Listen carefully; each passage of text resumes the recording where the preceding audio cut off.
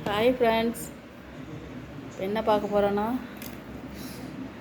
சுண்டக்காய் குழம்பு தாங்க பார்க்க போகிறோம். பச்சை சுண்டக்காய் குழம்பு தான். இது வந்து செடியிலேருந்து இப்படி தான் இருக்கும். இந்த பாருங்க, இது என்ன பண்ணணும், அப்படியே ஆஞ்சிக்கணும். அப்பா அப்படியே ஆஞ்சிக்கணும். ஆஞ்சி இது மாதிரி போட்டுக்கணும். இதை போட்டு ரெண்டாக வகுந்துக்கலாம், இல்லாட்டி இடிகள் வச்சு இடிச்சுக்கலாம்.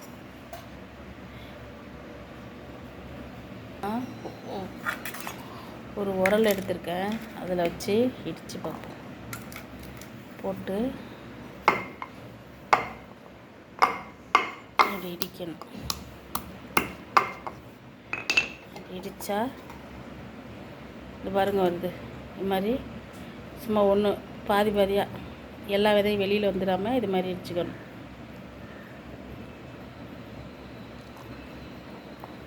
இதுக்கு என்ன குழம்புக்கு என்ன தேவை அப்படின்னா, சின்ன வெங்காயம், கொஞ்சோண்டு நெல்லிக்காய் அளவு புளி, 2 தக்காளி, கொஞ்சம் பூண்டு, 2 ஸ்பூன் மல்லித்தூள், 1 ஸ்பூனு மிளகாத்தூள், தாளிக்கிறதுக்கு கருவேப்பிலை, வெந்தயம் போட்டுக்கணும்.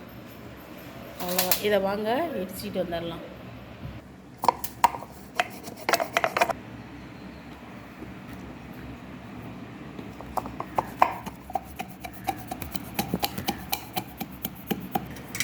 வச்சாச்சு. இதை வந்து ஒரு அலசிக்கணும். இதெல்லாம் கருப்பாகி போச்சு, அதனால் போட்டு சீக்கிரமே தண்ணி விட்டு எண்ணெயில் போட்டு வதக்கிடணும், இல்லாட்டி கருப்பாயிடும். பற்றிலாம்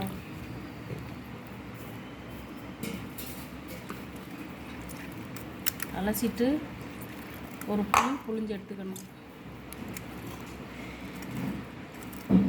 சீக்கிரமே காற்றுல வேதிவினை புரிகிறதுனால தான் கருப்பாக போயிடுது. இது ஆப்பிள்லாம் பாருங்கள், டக்குன்னு நறுக்கி வச்சா கத்திரிக்காயெல்லாம் கருப்பாக போயிடும். கிச்சன் போயிட வேண்டியது வச்சுதாங்க, இதை ஒன்றும் செய்ய முடியாது. இப்போ எண்ணெய் ஊற்றிக்கலாம். சட்டியில் தான் இன்றைக்கி வைக்க போகிறோம். இது கொஞ்சம் தாராளமாக எண்ணெய் ஊற்றிக்கலாம்.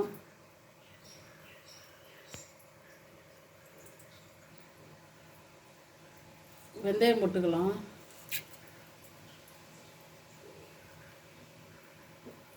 அதில் வெங்காயத்தை போட்டுக்கலாம்.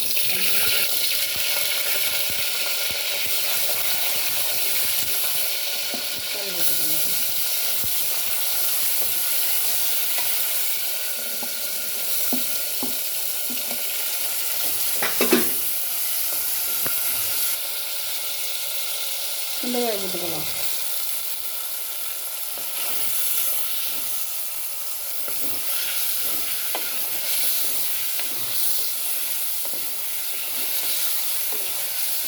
கிடக்கட்ட அடுப்பில் இருக்கட்டும்.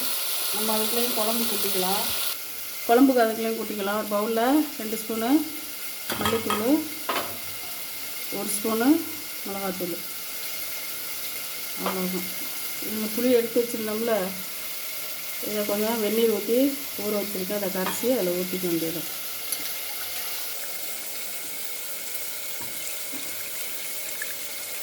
இதை எடுத்துக்கலாம்.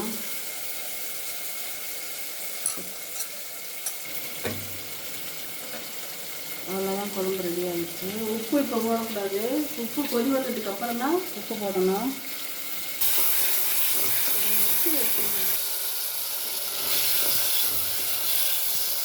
தோல் கொஞ்சம் வசப்பட்டு. இதில் வந்து விட்டமின்லாம் நிறையா இருக்குங்க. சுகர் உள்ளாலாம் சாப்பிட்லாம். குழந்தைங்களுக்கு கொடுத்தோம்னா கசப்பு தன்மை இருக்கிறதுனால வயிற்றில் பூச்சி இருக்காது.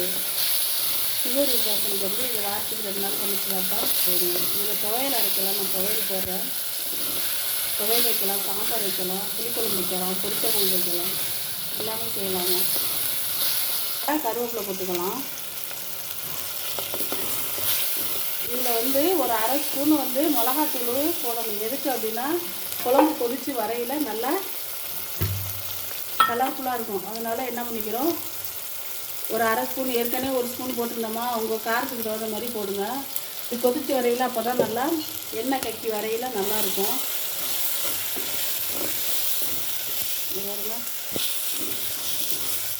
இது வந்து சட்டியில் வச்சா நல்லா இருக்குங்க. அதனால தான் மண் சட்டியில் வச்சுருக்கேன். இப்போ குழம்ப ஊற்றிக்க வேண்டியதான்.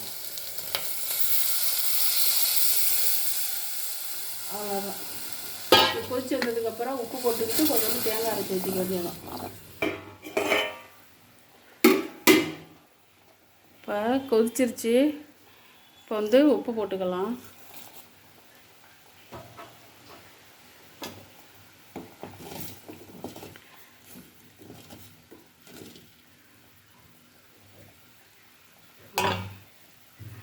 இப்போ தேங்காய் அரைச்சி கொஞ்சம் ஊற்றிக்கலாம்.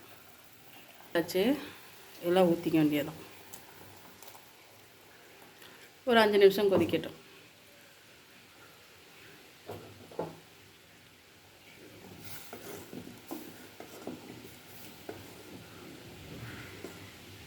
வாங்க, குழம்பு கொதிச்சிருச்சுங்க. சரியாயிடுச்சு, ரெடி ஆயிடுச்சு. இப்போ ஸ்டவ் ஆஃப் பண்ணிக்கலாம். பாருங்கள், ஆஃப் பண்ணியாச்சு. ஆஃப் பண்ணி பாருங்கள், கொதிச்சிக்கிட்டு இருக்கு. ஏன் அப்படின்னா இந்த மண் சட்டியோட ஹீட்னால இன்னும் கொதிச்சிக்கிட்டு இருக்கு.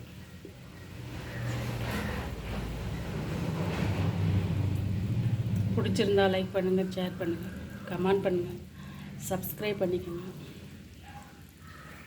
வாங்க சாப்பிட்லாம்.